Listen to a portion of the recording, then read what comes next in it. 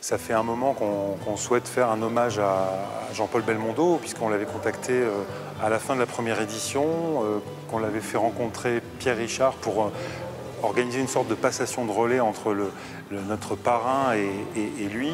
Et puis il nous avait répondu que malheureusement il ne pourrait pas se déplacer parce qu'il avait du mal justement à marcher, mais qu'il était vraiment ravi de cette invitation. Et depuis ce jour-là, on s'est dit qu'on lui rendrait hommage d'une manière ou d'une autre.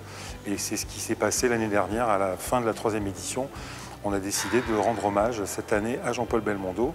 Donc on l'avait contacté en début d'année 2021. Donc il était au courant de l'exposition. On savait qu'il ne viendrait pas parce que de toute façon son état ne le permettait pas, mais il était ravi.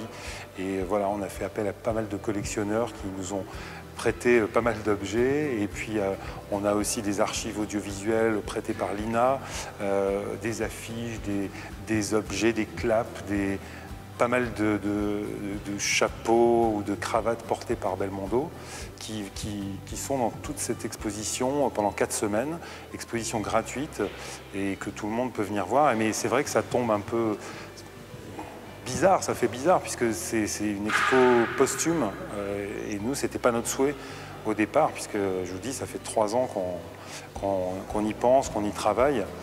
Donc on est vraiment très triste de cette disparition et on va essayer à notre manière de lui rendre hommage à travers cette exposition, mais aussi la projection de films avec Jean-Paul Belmondo qui seront diffusés pendant le festival Ciné-Comédie. Il n'y a pas beaucoup d'acteurs comiques en France qui sont aussi légendaires que lui.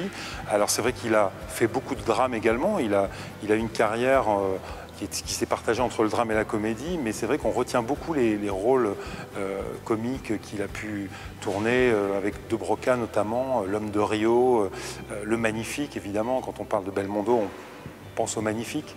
Et puis ses collaborations avec Georges Lautner sur Le Guignolo, avec Gérard Houry, sur L'As des As également, avec même Claude Zidi sur L'Animal.